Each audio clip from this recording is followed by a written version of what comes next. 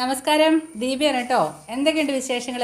മഴയൊക്കെ തുടങ്ങി എല്ലാവരും ടെൻഷൻ അടിച്ചിരിക്കുകയായിരിക്കും അല്ലേ? ചെടികളുടെ കാര്യത്തിലൊക്കെ എന്ത് വളം ഇടണം, നമുക്കിപ്പോൾ ജൈവവളങ്ങളൊന്നും അധികം കൊണ്ട് ഇട്ട് കൊടുക്കാൻ പറ്റാത്തൊരവസ്ഥയാണല്ലോ. അപ്പോൾ അതിന് വേണ്ടിയിട്ടുള്ള ഒരു പ്രതിവിധിയായിട്ടാണ് ഇന്ന് ഞാൻ വന്നിരിക്കുന്നത്. ഇത് എല്ലാവർക്കും അറിയാവുന്ന ഒരു ഇലയാണ്. അപ്പോൾ ഇത് വെച്ചിട്ട് മിക്കവാറും നമ്മുടെ പറമ്പുകളിലൊക്കെ ഉണ്ടാവും, ഞാൻ കറക്റ്റായിട്ട് പറഞ്ഞുതരാം. അപ്പോൾ ഇത് വെച്ചിട്ട് നല്ലൊരു വളം നമുക്ക് പ്രിപ്പയർ ചെയ്തെടുക്കാം. അത് നമുക്ക് ഈ മഴക്കാലത്ത് ഇട്ടുന്ന കരുതിക്കൊണ്ട് യാതൊരു പ്രശ്നങ്ങളും വരില്ല. നല്ല രീതിയിൽ നമുക്ക് ചെടികൾ വളർന്നു വരികയും ചെയ്യും. അങ്ങനെയുള്ളൊരു വളമാണ്. നമ്മളത് ഉണ്ടാക്കി കഴിയുമ്പോൾ ഈ ഒരു രീതിയിൽ ഇങ്ങനെയാണ് ഈ വളം ഇരിക്കുന്നത്. അപ്പോൾ അതുകൊണ്ട് തന്നെ നമുക്ക് ചെടികളുടെ ചോട്ടിൽ ഇട്ട് കൊടുക്കുന്നതിന് യാതൊരു പ്രശ്നവും വരുന്നില്ല. അപ്പോൾ നമുക്കിത് ഉണ്ടാക്കുന്നത് എങ്ങനെയാണെന്ന് നോക്കാം. നല്ല രീതിയിൽ ചെടികൾ വളർന്നു വരികയും ചെയ്യും. അപ്പോൾ അതുകൊണ്ട് വീഡിയോ എല്ലാവരും സ്കിപ്പ് ചെയ്യാതെ കാണണം കേട്ടോ. അവസാനം വരെ കാണുക. നല്ല രീതിയിൽ ചെടികൾക്ക് നല്ല രീതിയിൽ പൂക്കൾ ഉണ്ടാവാനും ഒക്കെ നല്ലൊരു വളമാണ്. ഇതിൻ്റെ കൂടെ വേറെ കുറച്ച് സാധനങ്ങളും കൂടെ ചേർക്കുന്നുണ്ട്. അത് ഞാൻ വിശദമായിട്ട് തന്നെ പറഞ്ഞു തരാം. അതുപോലെ തന്നെ നിങ്ങളുടെ ചാനൽ ആദ്യമായിട്ടാണ് കാണുന്നതെന്നുണ്ടെങ്കിൽ ഒന്ന് സബ്സ്ക്രൈബ് ചെയ്യണം കേട്ടോ. അതിന് തൊട്ടടുത്ത് തന്നെ ഒരു ടിൻഡിൻഡിങ് ബെല്ലൈക്കണുണ്ട്. അതിൻ്റെ ഓൾ എന്ന ഓപ്ഷനും കൂടെ ഒന്ന് എനേബിൾ ചെയ്യുകയാണെങ്കിൽ ഇനി ഇതുപോലെ ഇടുന്ന ടിപ്സുകളെല്ലാം നിങ്ങൾക്ക് ആ സമയത്ത് തന്നെ അതിൻ്റെ അപ്ഡേഷൻ നിങ്ങൾക്ക് കിട്ടും, നോട്ടിഫിക്കേഷൻ കിട്ടും. അപ്പോൾ തന്നെ വന്ന് വീഡിയോ കാണുകയും ചെയ്യാം. അപ്പോൾ നമുക്ക് വീഡിയോയിലേക്ക് പോയാലോ. ഇന്ന് ഞാൻ നിങ്ങളെ പരിചയപ്പെടുത്തുന്നത് രണ്ട് രീതിയിലുള്ള രണ്ട് വളങ്ങളുണ്ട് കേട്ടോ. അത് നമുക്ക് മഴക്കാലത്ത് ഇട്ട് കൊടുക്കാൻ പറ്റുന്ന ഏറ്റവും നല്ല രണ്ട് വളങ്ങളാണ്. അതിനകത്ത് ഒന്നാണ് ഇത് എക്സെൽ കൊണ്ടുണ്ടാക്കുന്ന ഒരു ഫെർട്ടിലൈസർ. ഇതെന്ന് വെച്ചിട്ടുണ്ടെങ്കിൽ നമുക്ക് മഴക്കാലത്തൊക്കെ ചെടികൾക്ക് ഇട്ട് കൊടുക്കുകയാണെങ്കിലും നല്ല രീതിയിൽ പൂക്കളും കാര്യങ്ങളൊക്കെ ഉണ്ടാവാൻ ഉപകരിക്കുന്ന ഒന്നാണ്. അപ്പോൾ അതെങ്ങനെയാണ് ഉണ്ടാക്കുന്നത് നമുക്കൊന്ന് നോക്കിയിട്ട് വരാം. മുട്ടയുടെ തോട് നമ്മൾ നന്നായിട്ടൊന്ന് ഉണങ്ങിയെടുക്കാം. നമുക്ക് പുഴുങ്ങിയ മുട്ട പാടില്ല. നമ്മൾ സാധാരണ പച്ചമുട്ട പൊട്ടിച്ചെടുക്കുന്ന തോടാണ് ഇതിനായിട്ട് ഉപയോഗിക്കുന്നത്. അത് നന്നായിട്ടൊന്ന് വെയിലത്ത് വെച്ചിട്ടൊന്ന് ഉണങ്ങിയെടുക്കുക. അതിനുശേഷം മിക്സിയുടെ ജാറിലിട്ടിട്ട് നല്ല രീതിയിൽ ഒന്ന് പൊടിച്ചെടുക്കുക. നമ്മൾ ശരിക്കും നല്ല ഫൈൻ പൗഡറായിട്ട് കിട്ടുകയാണ് ഏറ്റവും നല്ലത്. ഈ രീതിയിൽ നമ്മൾ നന്നായിട്ടൊന്ന് പൊടിച്ചെടുക്കണം. ഈ മുട്ടയുടെ തോടെന്നൊക്കെ പറഞ്ഞു കഴിഞ്ഞിട്ടുണ്ടെങ്കിൽ കാൽസ്യത്തിൻ്റെ അളവ് വളരെ നന്നായിട്ടുള്ളത് കൊണ്ട് പൂക്കൾ ഉണ്ടാവാനായിട്ട് വളരെ നല്ലതാണ്. അതായത് നമ്മുടെ റോസ, ചെത്തി, ചെമ്പരത്തി അങ്ങനെ പൂക്കൾ ഉണ്ടാകുന്ന ചെടികൾക്കൊക്കെ വളരെ നല്ലതാണ്. ഇനി ഇതിലേക്ക് നമ്മൾ ആഡ് ചെയ്ത് കൊടുക്കുന്നത് ചായയുടെ പൊടിയും അതുപോലെ തന്നെ നമ്മൾ ഈ ഏത്തപ്പഴത്തിൻ്റെ തൊലി ഉണങ്ങിയെടുത്തതും കൂടെ മിക്സ് ചെയ്തതാണ്. ഉണങ്ങിയെടുത്തിട്ട് ഏത്തപ്പഴത്തിൻ്റെ തൊലി ഉണങ്ങിയെടുത്തിട്ട് നമ്മൾ മിക്സിയുടെ ചെറിയ ജാറിലിട്ടിട്ട് നന്നായിട്ടൊന്ന് പൊടിച്ചെടുക്കുക. അതുപോലെ തന്നെ ഞാനിവിടെ ചായപ്പൊടി എടുത്തിരിക്കുന്നത് നമ്മൾ സാധാരണ വീട്ടിൽ ചായ ഉണ്ടാക്കുമ്പോൾ ഉണ്ടാകുന്ന ആ ചായപ്പൊടി തന്നെയാണ്. അത് നല്ല രീതിയിൽ വാഷ് ചെയ്തിട്ട് വെയിലത്ത് വെച്ചിട്ട് നന്നായിട്ടൊന്ന് ഉണങ്ങിയെടുത്തതാണ് ഈ മിക്സ്. ഇത് രണ്ടും കൂടെ നല്ല രീതിയിലൊന്ന് മിക്സ് ചെയ്തെടുക്കുക. അപ്പോൾ നമുക്കിതാ ഈ ഒരു രീതിയിൽ നല്ലൊരു വളമായിട്ടാണ് കിട്ടുന്നത്.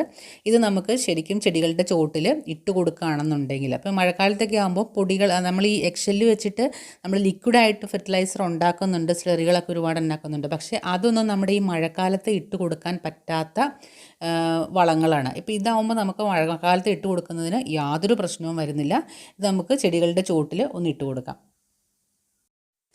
ഞാനിതിപ്പോൾ ഇട്ട് കൊടുക്കുന്നത് ബോഗൺവില്ലയ്ക്കാണ്. ഈ ബോഗൺവില്ല നിങ്ങൾക്ക് പരിചയം ഉണ്ടാവും. ഞാൻ ആസ്പിരിൻ ഗുളികയുടെ ഒരു വീഡിയോ ചെയ്തിട്ടുണ്ടായിരുന്നു.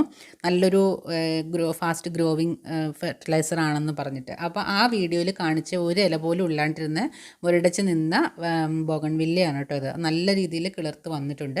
അപ്പോൾ അതിൻ്റെ ചോട് ഭാഗം നമ്മൾ നന്നായിട്ടൊന്ന് ഇളക്കി കൊടുക്കുക. ഈ ബോഗൺവില്ലയ്ക്കൊക്കെ നമുക്ക് അധികം വെള്ളം ഒഴിക്കരുത് കേട്ടോ. അധികം വെള്ളം ഒഴിച്ച് കഴിഞ്ഞിട്ടുണ്ടെങ്കിൽ അത് ചീഞ്ഞു പോകാനായിട്ടുള്ള സാധ്യത വളരെ കൂടുതലാണ്.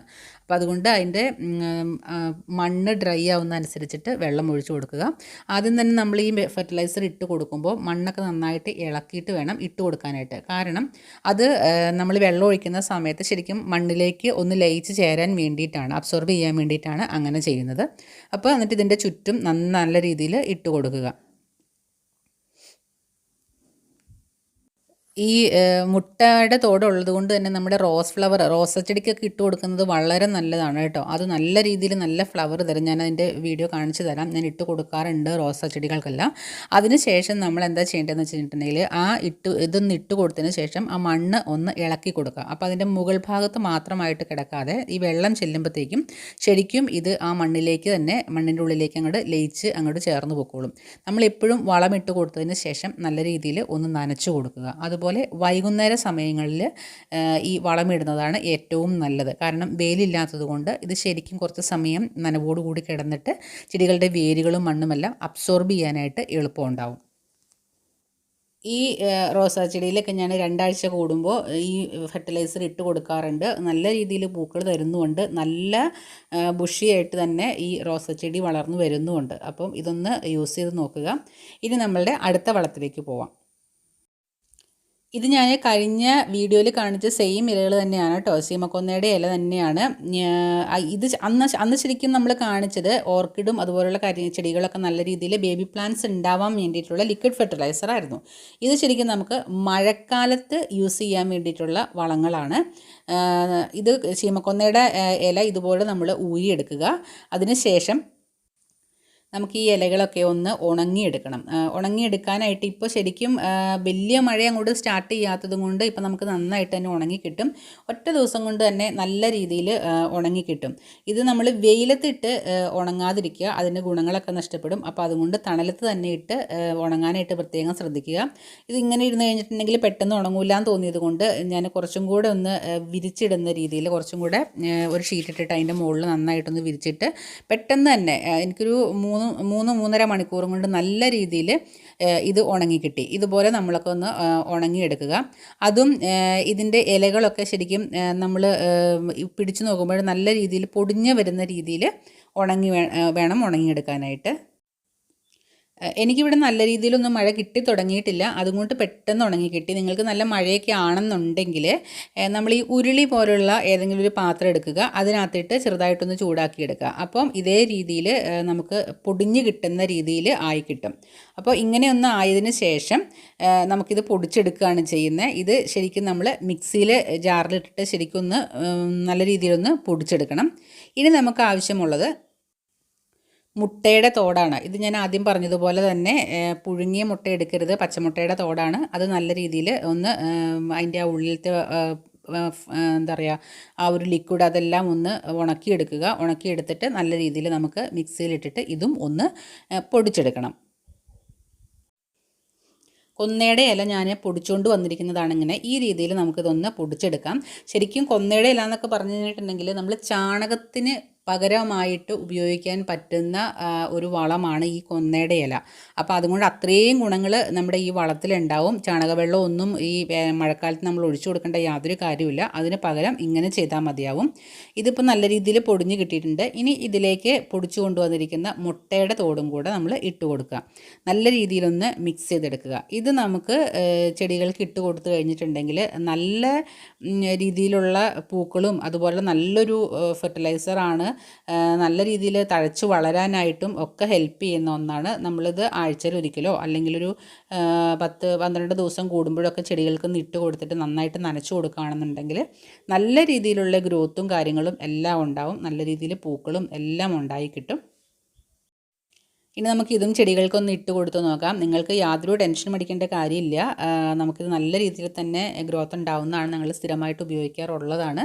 അപ്പോൾ നിങ്ങളും ഇതൊന്ന് ഉപയോഗിച്ച് നോക്കുക. ഈ രീതിയിൽ ധാരാളം പൂക്കൾ ഇതുണ്ട്. എന്തോരം മുട്ടുകളാണെന്ന് നോക്കി ഇതിനകത്തൊക്കെ വന്നിരിക്കുന്നത്. നല്ല രീതിയിൽ മുട്ടും കാര്യങ്ങളും എല്ലാം എല്ലാ കമ്പുകളിൽ നിന്നും ഉണ്ടായിട്ടുണ്ട്. അപ്പോൾ നല്ല രീതിയിൽ നമുക്ക് ചെടികൾ വളർത്തിയെടുക്കാനായിട്ട് പറ്റുകയും ചെയ്യും. ഇതിൻ്റെ ചോടും ഇതുപോലെ തന്നെ ഒന്ന് ഇളക്കിയെടുത്തതിന് ശേഷം നമുക്ക് ഇതിലേക്ക് ഈ മിക്സർ ഇട്ട് കൊടുക്കാം. എന്നിട്ട് നല്ല രീതിയിൽ നനച്ചും കൂടെ കൊടുത്തു കഴിഞ്ഞിട്ടുണ്ടെങ്കിൽ യാതൊരു വിധ വളങ്ങളും പിന്നെ ചെയ്യേണ്ട ഒരു കാര്യമില്ല നമുക്ക് ഈ മഴക്കാലത്ത്. അപ്പോൾ നിങ്ങളെല്ലാവരും ഇതൊന്ന് ഉപയോഗിച്ച് നോക്കുക, എന്നിട്ട് അതിൻ്റെ റിസൾട്ട് പറയുക. അപ്പോൾ നിങ്ങൾക്ക് എൻ്റെ വീഡിയോ ഇഷ്ടപ്പെട്ടാൽ ഒന്ന് ലൈക്ക് ചെയ്യുക, നിങ്ങളുടെ ഫ്രണ്ട്സിനൊക്കെ ഒന്ന് ഷെയർ ചെയ്ത് കൊടുക്കുക. വീണ്ടും നല്ല വീഡിയോയുമായിട്ട് വരാം. അതുവരേക്കും bye bye, have A nice day.